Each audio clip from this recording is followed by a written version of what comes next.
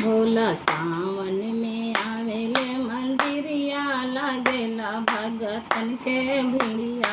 भोला सावन में आवेले मंदिरिया लागेला भगतन के भिड़िया। भगतन के भिड़िया हो भगतन के भिड़िया। भोला सावन में आवेले मंदिरवा लागेला भगतन के भिड़िया।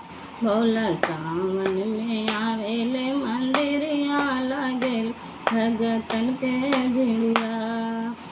पूड़ी मिठाई उनका मन ही न भावेला। पूड़ी मिठाई उनका मन ही न भावेला। मन ही न भावे हो मन ही न भावे। भंगिया पी के भइले मतवलवा लागेल भगतन के भिड़िया। भंगिया पी के भई मतवलवा लागेला भगतन के भिड़िया। भोला सावन में आवेले मंदिरिया लागेला भगतन के भिड़िया। हाथी से घोड़ा उनका मन ही न भावेला। हाथी से घोड़ा उनका मन ही न भावेला। मन ही न भावे हो मन ही न भावे। भोला बसहा के कैले सवरिया लागेल भगतन के भिड़िया। भोला बसहा के कैले सवरिया लागेला भगतन के भिड़िया।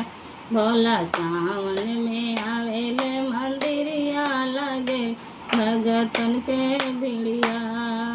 भोला सावन में आवेले मंदिरिया लागेल भगतन के भिड़िया। कोटा अटारी उनका मन ही न भावे। मन ही न भावे हो मन ही न भावे।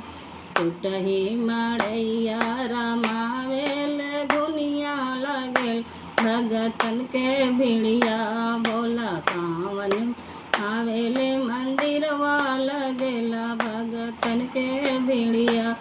भगतन के भिड़िया हो भगतन के भिड़िया।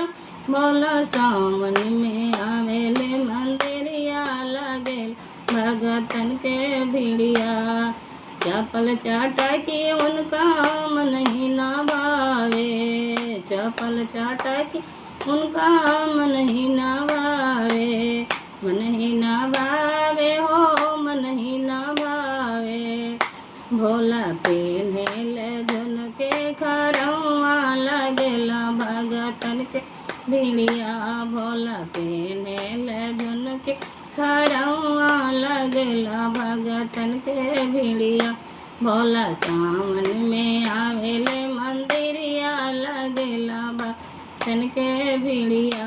भोला सावन में आवेले मंदिरिया लागेला भगतन के भिड़िया। लागेला भगतन के भिड़िया। बोला शंकर भगवान की जय।